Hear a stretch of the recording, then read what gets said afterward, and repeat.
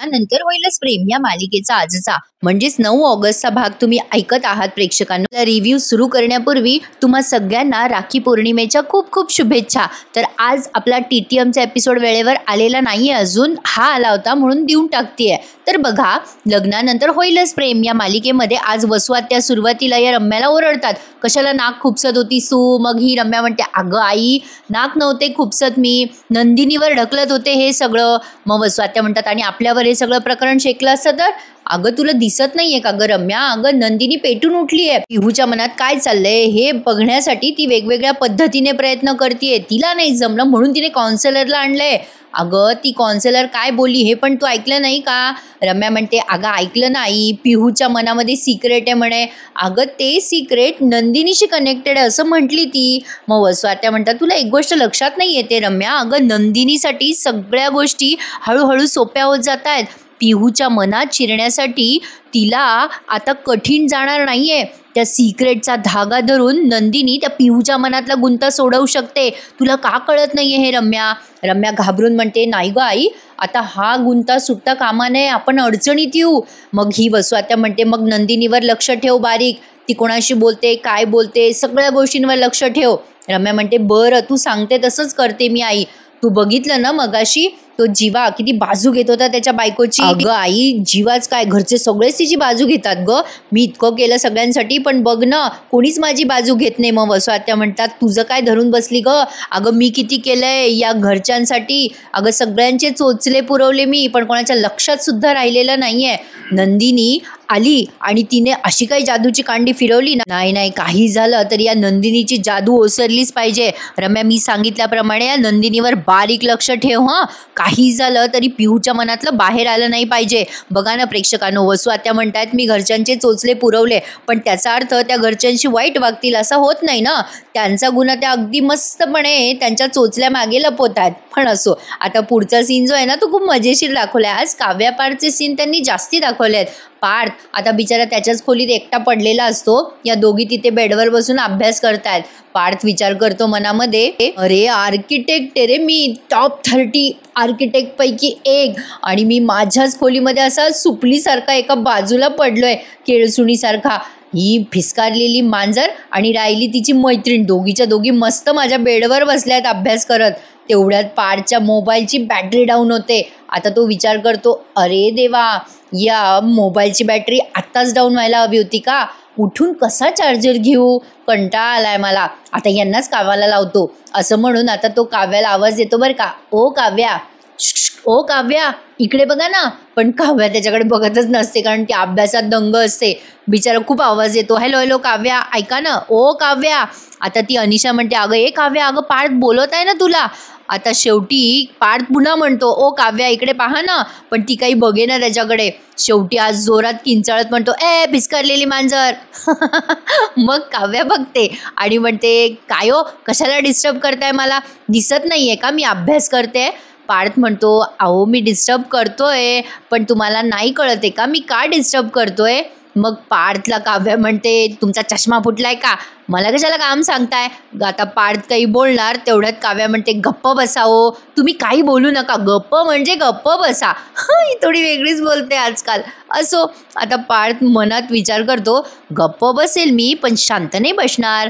त्याच्यासमोरनं एक रजिस्टर आहे बरं का, आता तो ना त्या रजिस्टरवर चार्जरचं चित्र काढतो बरं का प्रेक्षकांनो पेनाने, आणि त्या कागदाचा बोळा करतो चित्र काढून आणि काव्याच्या अंगावर फेकतो। आता काव्या डचकते आणि ती तो बोळा उघडून बघते, त्यामध्ये चार्जरचं चित्र असतं।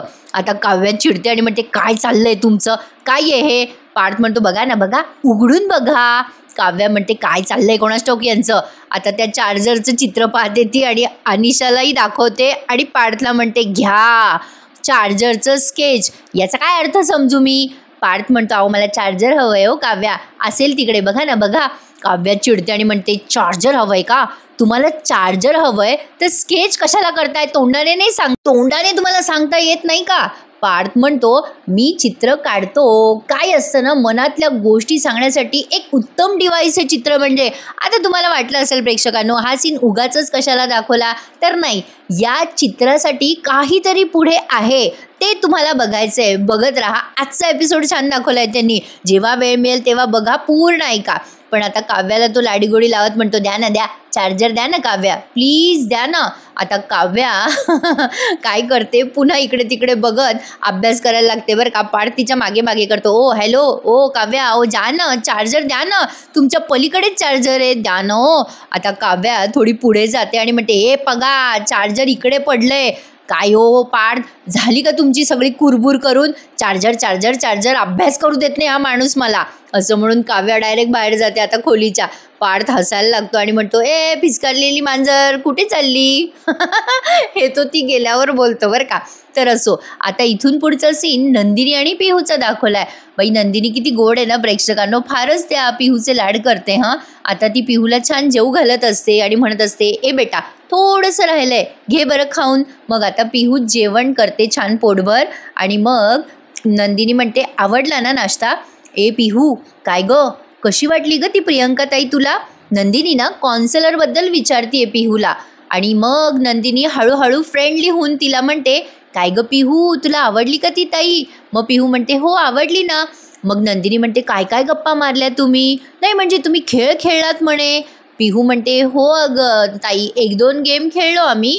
मग नंदिनी विचारते, कुठले ग गेम खेळलीस तू? पिहू मग सांगायला जाते, अगं वहिनी एक रॅपिड फायर गेम खेळला आम्ही आणि मग एक पिझ्झा गेम होता. आता ते पिझ्झा गेम म्हटल्यावर तिला आठवतं की पिझ्झा गेममध्ये त्यांनी भीतीबद्दल तिला सांगितलं आणि ती टेन्शनमध्ये येते पुन्हा ॲज युजल जी येते ती मागच्या काही दिवसांपासनं.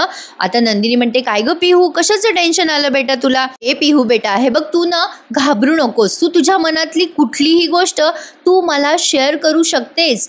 तुझी मी बहीण जरी नसले तरी बेटा मी तुझी मोठी ताई आहे असं समज. तुला जर कुठल्याही गोष्टीबद्दल भीती वाटते आणि त्याचं कनेक्शन माझ्याबद्दल असेल ना, तर तू मला बिंदास सांग बेटा, आपण दोघी मिळून त्या प्रॉब्लेम्सची फाईट करू. खरं तर पिहूला नंदिनीला सांगावंसं वाटतंय, पण हे लेकरू एवढं मॅच्युअर्ड दाखवलं आहे ना प्रेक्षकांनो, तिला असं वाटतं की यांच्यामध्ये सगळं काही व्यवस्थित चालू आहे. पण आपण जर हे सिक्रेट सांगायला गेलो तर हे सगळेजणं वेगळे होतील. काय आहे ना मंडळी, ॲक्च्युली आजकालच्या पोरांना जरा जास्ती कळतं बरं का. म्हणजे वयाच्या मानाने पोरं अतिच मॅच्युअर्ड असतात. मोबाईल, टी व्ही या सगळ्याचे टी व्ही, मोबाईल या सगळ्याच गोष्टींमुळे पोरं आजकालचे खूपच स्मार्ट झाले आहेत. तर बघा आता नंदिनी तिला असं कम्फर्ट्स देते आणि मग तिथून निघते, म्हणजे जाते ती तिथे बाजूला. ते तिथे डिश असते ना, ती स्वयंपाकघरात नेऊन ठेवायला जात असते ती. आता ही पिहू विचार करते, किती दिवस हे सिक्रेट मनात ठेवू, सांगूनच टाकते नंदिनी ताईला. पण आता तिला पुन्हा वसुआत्याची धमकी आठवते की तू जर सांगितलं तर तुझ्या आईला आणि तुझ्या सगळ्या परिवाराला मी घराबाहेर काढेल. आणि एकदम ओरडते ती पिहू. मग नंदिनी पळतच येते तिच्या जवळ आणि म्हणते, काय झालं पिहू बेटा, अगं तू एवढी का टेन्शन घेतेस? आता जीवा पण येतो बरं का तिथे आणि यांचा संवाद अतिशय सुरेख ऐकवलाय. नंदिनी जवळ घेते पिहूला, तेव्हा जीवा पण येतो आणि म्हणतो, काय ग नंदिनी, काय झालं, ही घाबरली का पुन्हा? ए बेटा पिहू, काय झालंय तुला? जीवा पिहूला विचारायला लागतो. जीवा म्हणतो, का घाबरलीस तू? पिहू म्हणत असते, काही नाही काही नाही.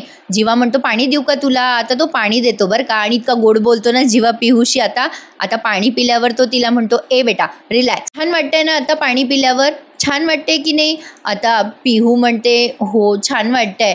नंदिनी ताईला हग केली ना मग छान वाटतंय, म्हणजे नंदिनी ताईला मिठी मारली ना तर छान वाटलं मला, असं म्हणते ती. मग आता जीवा म्हणतो, ए पिहू, तुझ्या लक्षात आलं का, तू नंदिनी ताईला अशी मिठी मारली आणि तुला छान वाटलं. तू नंदिनी ताईसोबत सगळं शेअर केलंस तर तुला किती मोकळं वाटेल, हो की नाही? हे बघ, एक काम करायचं बरं का, उद्यापासून ना, म्हणजे सकाळी उठल्यापासून ते रात्री झोपेपर्यंत सगळ्या गोष्टी नंदिनी ताईसोबत शेअर करायच्या. नंदिनी म्हणते, माझ्याशीच नाही हां बेटा, जीवादादा सोबत सुद्धा शेअर करशील ना बेटा? आता ही पिहू म्हणते, हो करेल ना. ही पोरगी फार गोड आहे प्रेक्षकांनो. जीवा म्हणतो, ए पिहू, तुला फिरायला कुठे जायला आवडेल ग? पिहू म्हणते, नको नको, कुठेच नको. जीवा म्हणतो, काय यार, याला काय अर्थ आहे? अरे आमची आधीची पिहू अशी नव्हती बरं का नंदिनी. अगं आमची आधीची पिहू एवढी दंगा करायची, मस्ती करायची. अगं ही नवीन पिहू ना वेगळीच वाटते मला, डाऊनच झाली आहे जरा. तिचं जीवा दादा सोबत असताना अशी वागते बघ माझी ही नवीन पिहू. मग आता पिहू म्हणते, नाही रे दादा, तू आणि नंदिनी ताई सोबत आहात ना, मग मला डाऊन झाल्यासारखं नाही वाटत. जीवा म्हणतो, नक्की ना पिहू? मग सांग बरं बेटा, तुला कुठे फिरायला जायचं आहे? आपण लॉंग ड्राईव्हला जाऊयात का, आपण वॉटर पार्कला जाऊयात, आपण तिथे मस्त राईड्स वगैरे खेळूयात किंवा लॉंग ड्राईव्हला जाऊयात. काय म्हणतेस. पिऊ म्हणते हो चालेल चालेल. नंदिनी म्हणते अगं काय हो, तुला नेमकं कुठे जायचं आहे. आता पिऊ मजा घेते बरं का जीवाची आणि म्हणते म्हणजे अगोदर आपण वॉटर पार्कला जाऊयात, मग आपण राईड्स घेऊयात. जीवा म्हणतो तुला लॉंग ड्राईव्ह नको आहे का. पिऊ म्हणते नंदिनी ताई हा येडा आहे का जरा. जीवा हसायला लागतो. मग पिऊ म्हणते अरे दादा, सगळ्यात पहिली गोष्ट म्हणजे आपण वॉटर पार्कला जाणार, तिथे जाताना आपली लॉंग ड्राईव्ह होईल ना. येडाच आहे बाबा दादा. नंदिनी म्हणते हो ना, खरंच यांना काही कळत नाही. मग पिऊ म्हणते नंदिनी ताई मी काय म्हणते जीवा दादा, आपण तिघं जाणार आहोत ना, मग आपण काव्याताईला आणि पार्थ दादाला पण घेऊन जाऊयात का आपल्यासोबत. किती मज्जा येईल ना. जीवा म्हणतो अरे मज्जा तर येईलच, अगं धमाल होईल. तुला कोण कोण हवंय सोबत. सगळ्यांना न्यायचं का सोबत. मंजू आत्या, म्हणजे तुझी श्रेयाताई. आता पिहू न वसू आत्याचं नाव घेणार असते आणि पटकन घाबरते. ती अशी म्हणायला जाते आपण सगळ्या फॅमिलीसोबत जाऊया. पण आता जीवा तिच्या चेहऱ्यावरचे एक्सप्रेशन्स बघतो आणि म्हणतो काय झालं बेटा, अगं का घाबरतेस तू, काय झालं काय बोल. आता नंदिनी म्हणते ठीक आहे अहो, आपण ना सगळं पिहूच्या मनाप्रमाणे करूयात, डन.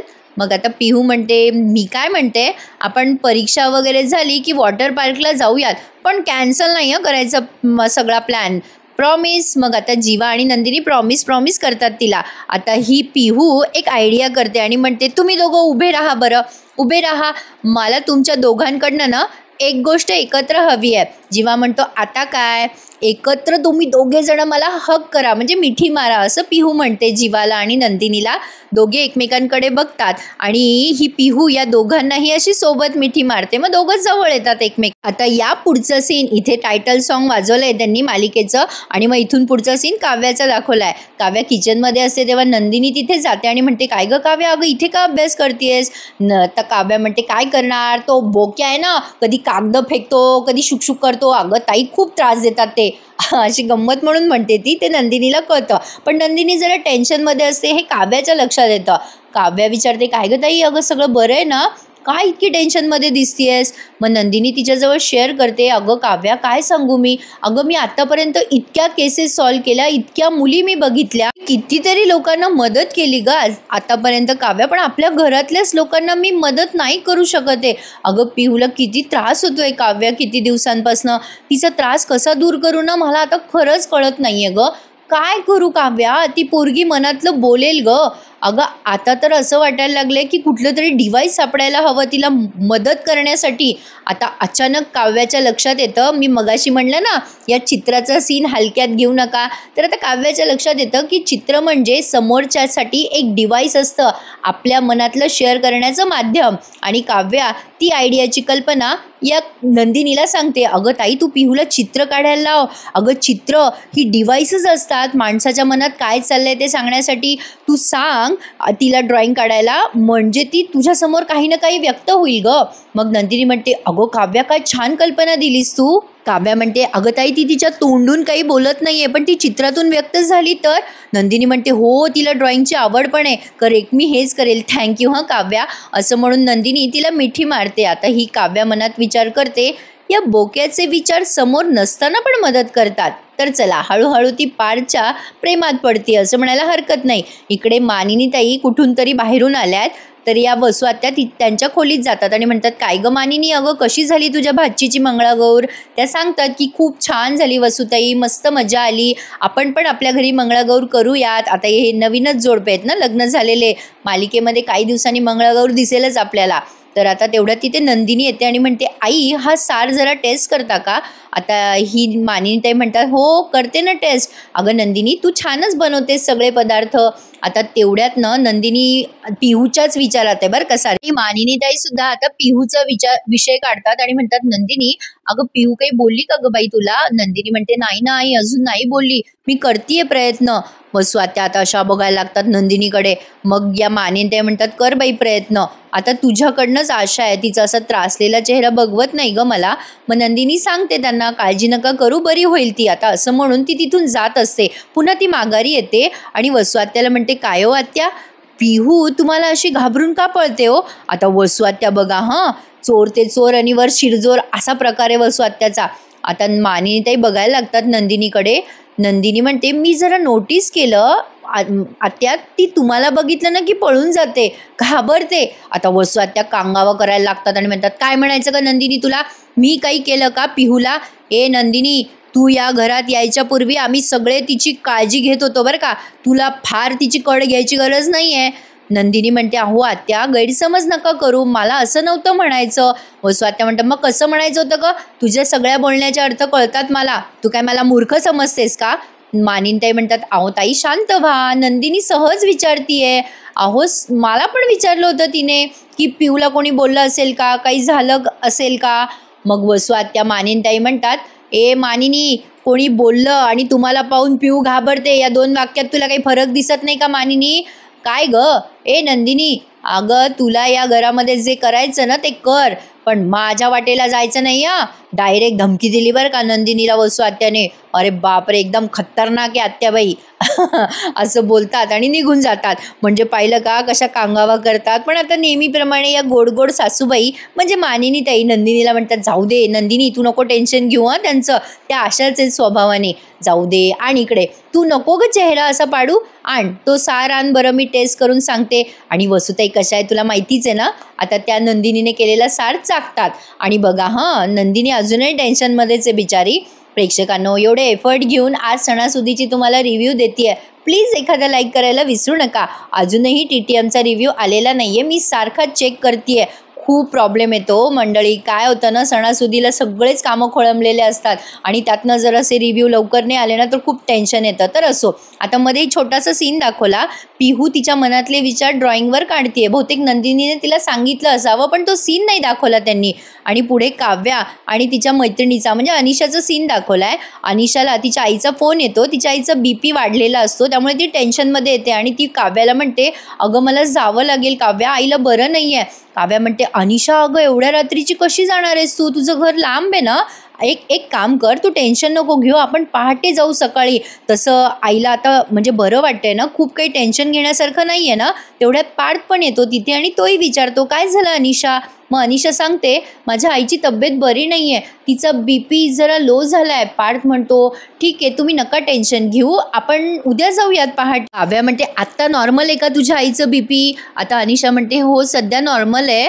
मग काव्या म्हणते, मग तू नको पॅनिक होऊ, अगं तुझं घर जवळ नाही आहे अनिशा, उद्या सकाळी लवकर उठ, आपण पहाटेच जाऊया अंधारात तुझ्या घरी. मग काव्या असं बोलल्यावर पार्थ म्हणतो, टेन्शन नका घेऊ, मी आहे ना, मी सोडेल ना तुम्हाला.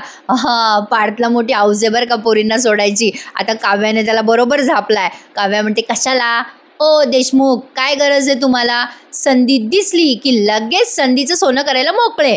पार्थ म्हणतो, सोनं बिनं नाही हो, मी आउट ऑफ कर्टसी म्हणून करतोय ना. काव्या म्हणते, का? कशाला का? ओ कॅब, रिक्षा, अहो विमान, हेलिकॉप्टर, कशाचाही स्ट्राईक नाही आहे उद्या. अहो आम्ही दोघी जाऊ आमच्या वाटेने, तुम्ही अजिबात त्रास घेऊ नका देशमुख. आता पार्थ म्हणतो, बरं हरकत नाही आहे, पण आपल्या भांडणामुळे त्यांचं टेन्शन वाढेल, हे घ्या अनिशा. असं म्हणून पार्थ त्याच्या हातातला जो दुसरा कप आहे ना कॉफीचा, तो अनिशाला देतो आणि उगाच तो त्याच्या हातातला जो दुसरा कप आहे तो काव्याच्या पुढे करतो. काव्या कॉफी घेणार असते बरं का. आता म्हणते, मला नको. मग पार्थ म्हणतो, तुम्हाला कशाला देऊ मी कॉफी, आम्हा दोघांसाठी आणली होती मी. मग काव्या म्हणते, कशाला समोर केला मग माझा कप? आता पार्थ म्हणतो, असाच ॲटिट्यूड दाखवायला. मग काव्या चिडून म्हणते, ओ देशमुख, मला ॲटिट्यूड नका दाखवू. आता ती अनिशा म्हणते, अरे किती भांडता तुम्ही दोघं जण, जरा शांत व्हा. अरे तुम्ही ना, मी गेस्ट रूममध्ये गेल्यावर भांडा. मग पार्थ म्हणतो, अरे तुम्ही का गेस्ट रूममध्ये जाल? मग आता अनिशा म्हणते, अहो ही काव्याची रूम आहे ना, मी तिकडेच जाईल. मग लगेच पार्थ म्हणतो, ओ अहो अनिशा, ही काव्याची रूम नाही, ही माझी रूम आहे, यांनी काबीज केलेली आहे, इथे फक्त नाव माझं आहे, बाकी हक्क यांचा आहे सगळा. नाही ठीक आहे म्हणा, जरा ओरडतो बिचारा, पण म्हणतो तुम्ही झोपा इथे, मी गेस्ट रूममध्ये हवं तर जातो, गर्ल्स नाईट एन्जॉय करा तुमची. आता काव्या त्याच्याकडे अशी बघायला लागते बरं का. मग पार्थ अनिशाला मुद्दाम गुड नाईट करतो आणि निघून जातो. अनिशा म्हणते, किती छान आहेत ग पार्थ. आता ही काव्या म्हणते, उगाच शायनिंग मारत होते ते तुझ्यासमोर. डायलॉग छान घेतलेत आज. मग अनिशा त्या काव्याला म्हणते, ए काव्या, तुला चष्मा घालूनही दिसत नाही का ग? काय म्हणावं ग अशा माणसाला?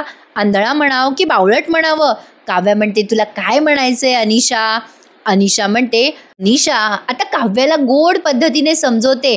अगं काव्या, या रेड फ्लॅगच्या जमान्यात पार्थ देशमुख तुझ्या आयुष्यात आलेला ग्रीन फ्लॅग आहे. सॉरी ग्रीन फॉरेस्ट आहे ग, कधी कळणार तुला. असं म्हणून तिचा चष्मा काढते आणि पुन्हा तिच्या डोळ्यावर घालून निघून जाते. आणि काव्या आता खरंच त्या गोष्टीचा विचार करायला लागते. आता पुढे तो सीन आलाय प्रेक्षकांनो, ज्याची आपण आतुरतेने वाट बघत होतो. म्हणजे पिहू आली आहे नंदिनीकडे, तिने काही ड्रॉइंग काढलेत, ते नंदिनीला द्यायला ती येते. नंदिनी दार उघडून म्हणते पिहू अगं एवढ्या रात्री आलीस बेटा, काय गं अगं काय झालं, काही टेन्शन आहे का. पिहू म्हणते नंदिनी ताई मी चित्र काढलेत ग काही, ज्याची मला भीती वाटत होती. आता बहुतेक नंदिनीने न सांगता काढले की काय कोणास ठाऊक, कारण ते त्यांनी सांगितलं नाहीये प्रेक्षकांनो. आता ती ते चित्र नंदिनीला दाखवते आणि नंदिनी चित्र बघून घाबरते आणि एपिसोड इथेच समाप्त होतो. आणि पुढचा प्रोमो झकास आहे, तेवढा ऐकून जा. आता पुढच्या प्रोमोत ही बिचारी छोटी पिहू म्हणत असते नंदिनी ताई तुम्ही सगळेजण तुमच्या लग्नात हॅप्पी होतात ना, आता हे सगळं कळल्यावर सगळं खराब होणार. म्हणजे आता बघा प्रेक्षकांनो, सगळं काही पिहूने शेअर केलंय या नंदिनीला. पण आता नंदिनी टेन्शनमध्ये आली आहे. वसुआत्याचं नाव कसं घेणार ती. आता ती जीवाकडे जाऊन म्हणते जीवाला, वसुआत्याचं सत्य कळल्यावर नंदिनी अक्षरशः हादरून गेली आहे. आता ती जीवाला विचारते तुमच्याबद्दल जर मला काही सत्य कळलं तर मी काय करायला पाहिजे. जर त्या सत्यामुळे सगळं घर हादरून जाणार असेल तर. आता जीवा म्हणतो तू तेच केलं पाहिजे जे योग्य आहे. आणि नंदिनी जाते वसुआत्याकडे. काय वाटतं प्रेक्षकांनो, नंदिनी सगळ्यांना सांगेल का वसुआत्याचं सत्य. जरा सस्पेन्स आहे बरं का. प्रोमोमध्ये दाखवले त्यांनी की ती सांगते सगळ्यांना, पण मला नाही वाटत प्रेक्षकांनो की ती सगळ्यांना सांगेल, कारण ती सगळ्यांचा खूप विचार करणारी हळवी मुलगी आहे. तुम्हाला काय वाटतं मला कमेंट करून नक्की कळवा. आणि मंडळी TTMचा एपिसोड स्टील अजूनही आलेला नाहीये. माझी पूर्ण रेकॉर्डिंग झाली आहे या एपिसोडची, तरीसुद्धा आला ना की लगेच शेअर करते. पण प्लीज आज नक्की आपल्या या एपिसोडला लाईक करायला विसरू नका हं. उद्या भेटूयात पुन्हा एकदा. तोपर्यंत चॅनललाही सबस्क्राईब करा, कारण नवीन मालिकेचा रिव्ह्यू सोमवारपासून ऐकायचा आहे ना तुम्हाला. चेतन वडनेरीची नवीन मालिका येते लपंडाव.